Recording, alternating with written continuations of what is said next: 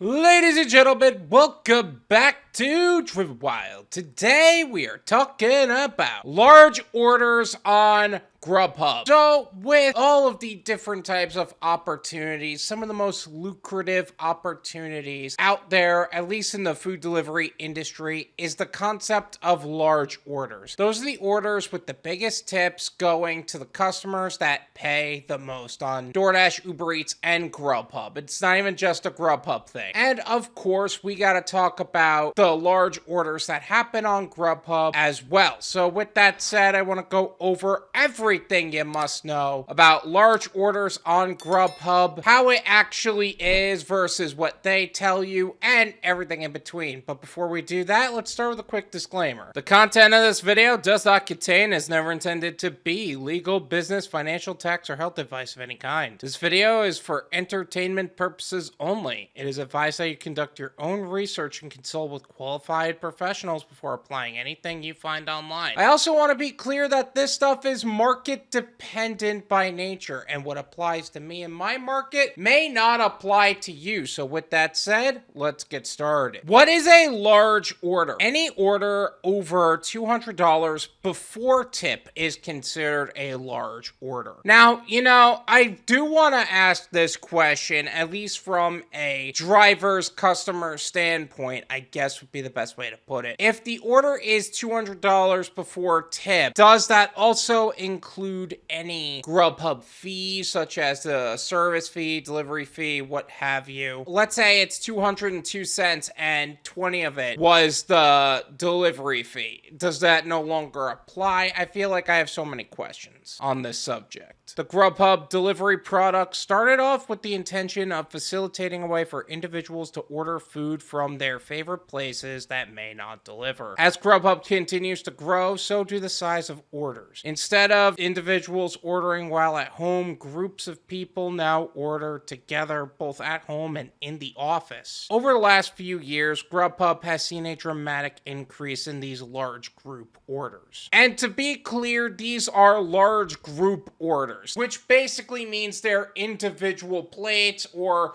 maybe even like a couple of pizzas or something like that. They're not specifically catering orders. And there is a particular difference on that subject, and it does have specifically to do with how you receive orders, but we'll go over that later. How do I complete a large order delivery? Large orders may pop up in your queue of tasks as you would proceed with accepting or rejecting the offer, just like you would any other offer. So this isn't like you schedule it ahead of time. This isn't like somebody has to order it a couple days before, or maybe it does for the customer, but it's not that way for you. Accepting or rejecting the large order on Grubhub would be just as simple as a normal delivery as it would be with any other delivery. What are the best practices for delivering multiple individual meals? High-performing delivery partners may unlock more offer opportunities, including orders that contain multiple meals. These orders look just like any large order, but they come with multiple individually labeled meals. You'll know it's an order with multiple meals when you see the label contains multiple meals in the offer and the checklist when you're picking it up. This list is an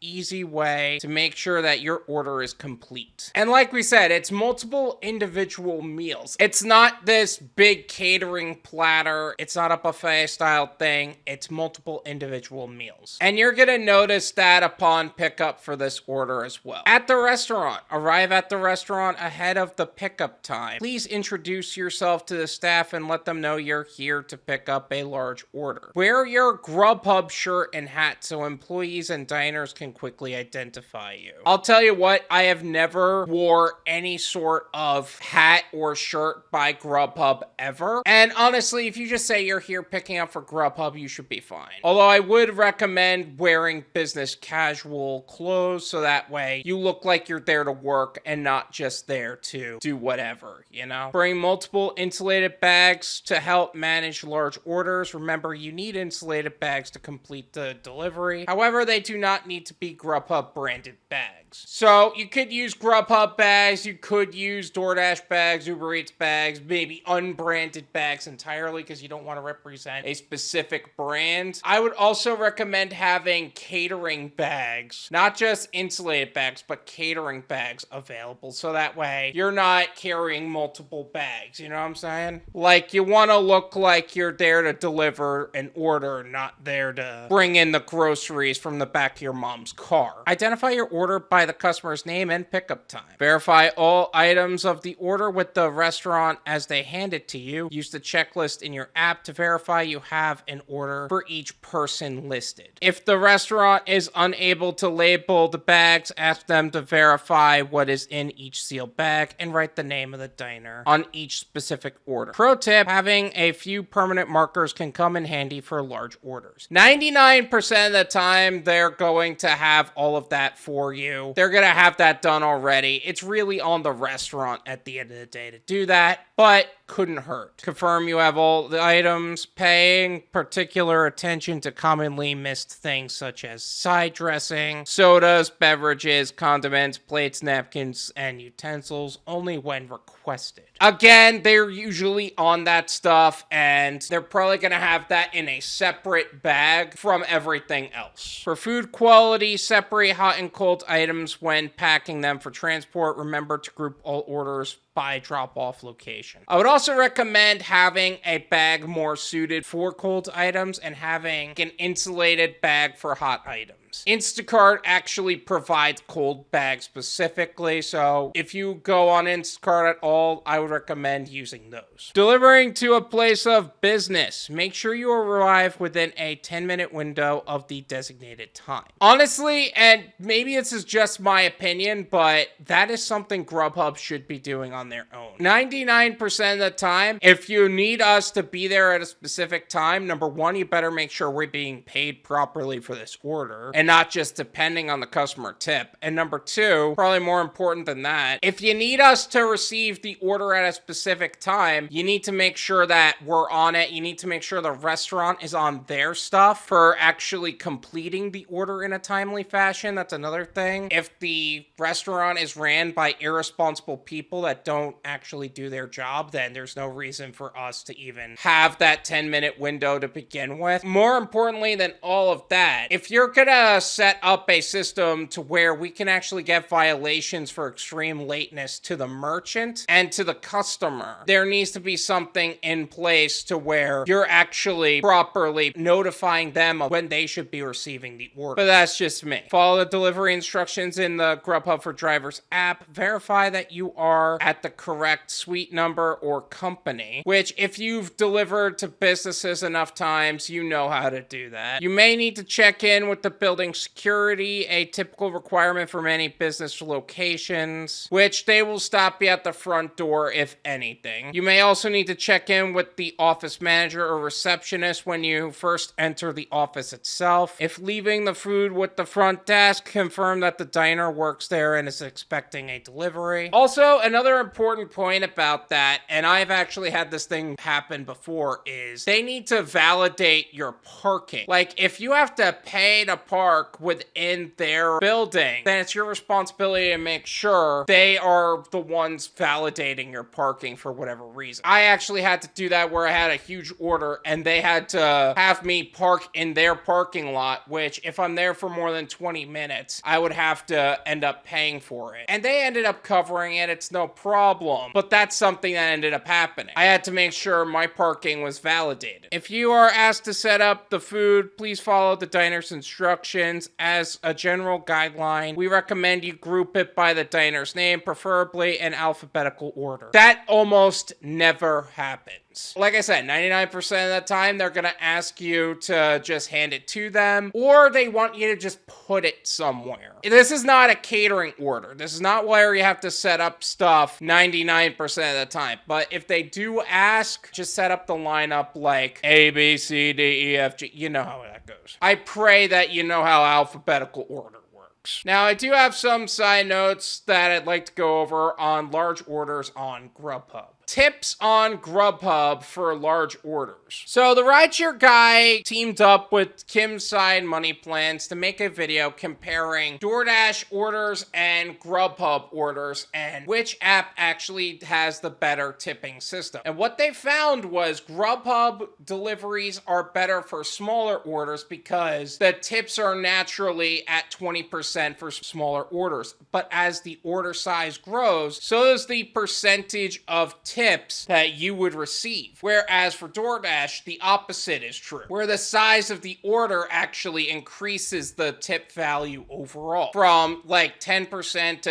20-25% or something like that. Now, of course, you're also dealing with a community that adjusts tips in their own right and their own choices, but that's a different conversation overall. But the point is that 80% of the money you're going to be making is from 20% of the cost, and for food delivery drivers, that is the tips you receive.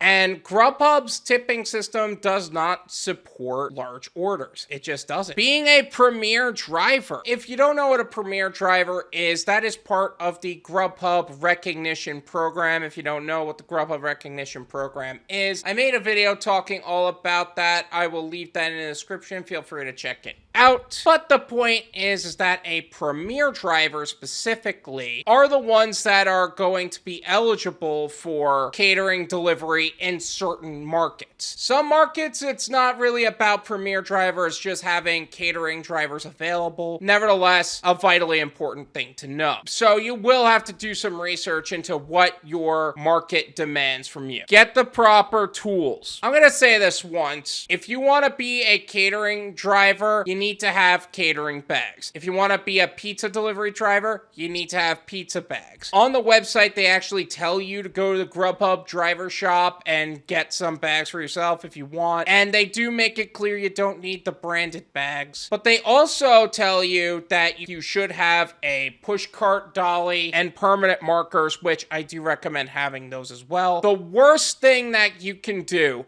is be in this situation where you need to carry everything and you physically need to make multiple trips because that's going to waste your time as a driver. So make sure you have the pushcart dolly and the permanent markers available in your car. And permanent markers should be in your car anyway if you're doing route delivery of any kind. Did I miss anything? Is there anything else about Grubhub's large order deliveries, not catering deliveries? We're making a separate video for that I did not go over in this video. Let me know in the comments. Let's make sure that everybody can maximize the opportunities in every way possible and everyone can make the most amount of money in their market as they can. Thank you so much for watching. I really appreciate it. As always, make sure to hit the like button, subscribe if you're new, and I'll see you guys next time. Peace.